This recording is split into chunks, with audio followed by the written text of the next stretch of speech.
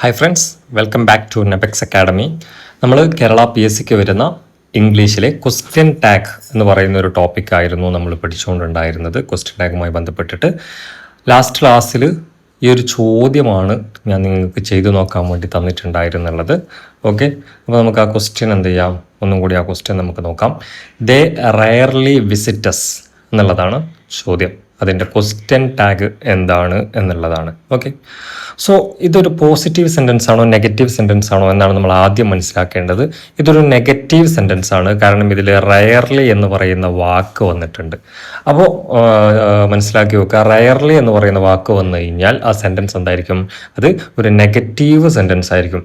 അതേപോലെ rarely, seldom, barely, scarcely, hardly തുടങ്ങിയ വാക്കുകൾ വന്നാലും ആ വാചകം എന്തായിരിക്കും, ഒരു നെഗറ്റീവ് ആയിരിക്കും. അപ്പോൾ പ്രത്യേകം ഓർമ്മിച്ച് വെക്കുക. അപ്പോൾ സെൻറ്റൻസ് നെഗറ്റീവ് ആണെങ്കിൽ നമ്മൾ എന്ത് ചെയ്യണം, നമ്മുടെ ക്വസ്റ്റ്യൻ ടാഗ് എന്തായിരിക്കണം, അതെപ്പോഴും പോസിറ്റീവ് ആയിരിക്കണം. അപ്പോൾ തന്നെ നമുക്കിതിൽ രണ്ട് ഓപ്ഷൻ നമുക്ക് കട്ട് ചെയ്യാൻ വേണ്ടിയിട്ട് പറ്റും. ഇനി നമ്മൾ നോക്കേണ്ടത് ഇതിൽ ഉപയോഗിക്കേണ്ട ഹെൽപ്പിംഗ് വെർബ്. ഇതിൽ ഹെൽപ്പിംഗ് വെർബ് ഒന്നുമില്ല, പക്ഷേ V1 ഫോമിലുള്ള വിസിറ്റ് എന്ന് പറയുന്ന വാക്ക് ഇതിലുണ്ട്. അതുകൊണ്ട് തന്നെ V1 ഫോം ആയതുകൊണ്ട് തന്നെ നമ്മൾ ഇവിടെ ഉപയോഗിക്കേണ്ട ക്വസ്റ്റ്യൻ ടാഗിൽ ഉപയോഗിക്കേണ്ടത് എന്തായിരിക്കും, ഡു എന്നുള്ളതാണ്. സെൻറ്റൻസ് നെഗറ്റീവ് ആയതുകൊണ്ട് ക്വസ്റ്റ്യൻ ടാഗ് എപ്പോഴും എന്തായിരിക്കണം, പോസിറ്റീവ് ആയിരിക്കണം. അപ്പോൾ ഡു ആണ് നമ്മളിവിടെ ഉപയോഗിക്കേണ്ടി വരിക. അതേപോലെ പ്രൊനൗണിലേക്ക് വരുന്ന സമയത്ത് ഇവിടെ ഓൾറെഡി എന്തുണ്ട്, ദേ എന്ന് പറയുന്ന പ്രൊനൗൺ ഉണ്ട്. അപ്പോൾ അത് തന്നെയാണ് നമ്മൾ എന്ത് ചെയ്യേണ്ടത്, നമ്മൾ ക്വസ്റ്റ്യനിലും നമ്മൾക്ക് ഉപയോഗിക്കേണ്ടി വരിക. അപ്പോൾ നമ്മുടെ ആൻസർ എന്താണ്, answer option A, do they എന്നുള്ളതാണ് ഇതിൻ്റെ ആൻസർ. അപ്പോൾ നിങ്ങളെല്ലാവരും ശരിയാക്കിയിട്ടുണ്ടാവും. നമുക്ക് അടുത്തൊരു ക്വസ്റ്റ്യൻ നോക്കാം. Don't come in front of me. ഇതിൻ്റെ ക്വസ്റ്റ്യൻ ടാഗ് എന്തായിരിക്കും എന്നുള്ളതാണ്. ഓക്കെ, സോ നമ്മൾ ചോദ്യം നോക്കുക. Don't come in front of me അതെന്താണ്, അതൊരു ആജ്ഞാപിക്കലാണ്, അല്ലെങ്കിൽ നമ്മളൊരു ഓർഡർ കൊടുക്കലാണ്. ഒരാളോട് നമ്മളൊരു കാര്യം ആവശ്യപ്പെടുന്നതാണ്.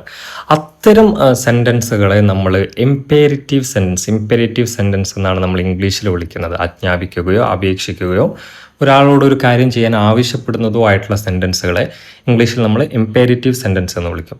അപ്പോൾ ഇത് നമ്മൾ എന്താണ്, ഇതിൻ്റെ ഇംപേരറ്റീവ് സെൻറ്റൻസിൻ്റെ ക്വസ്റ്റ്യൻ ടാഗ് ചെയ്യുന്ന സമയത്ത് നമ്മളൊരു കാര്യം പ്രത്യേകം നമ്മൾ എന്ത് ചെയ്യണം, നമ്മൾ ഓർമ്മിച്ച് വെക്കേണ്ടതുണ്ട്.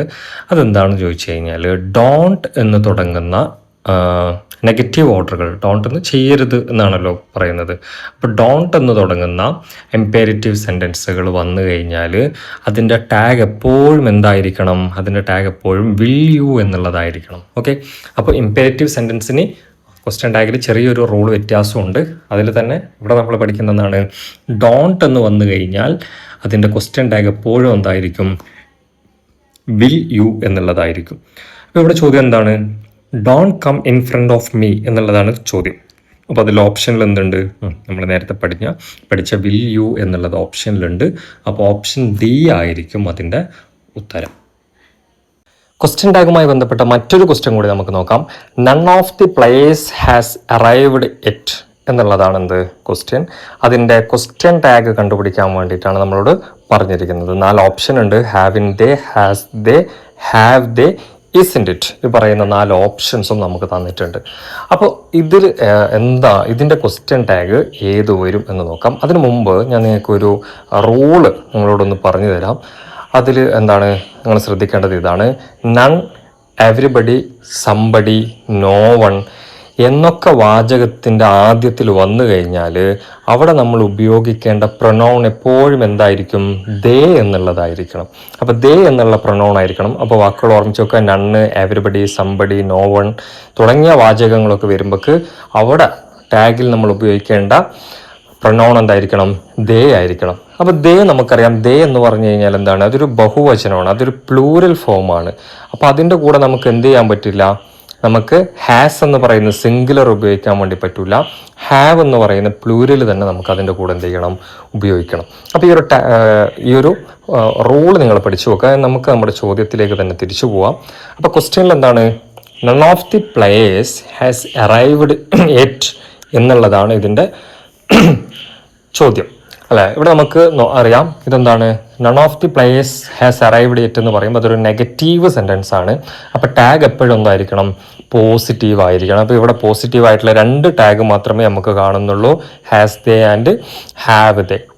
അപ്പോൾ ഇവിടെ ഏതാണ് നമ്മൾ ഉപയോഗിക്കേണ്ട പ്രൊനൗൺ വരുന്ന സമയത്ത് ഇവിടെ നൺ എന്ന് പറയുന്ന വാക്കാണ് ഉപയോഗിച്ചിരിക്കുന്നത്. അതുകൊണ്ട് എപ്പോഴും പ്രൊനൗൺ എന്തായിരിക്കും?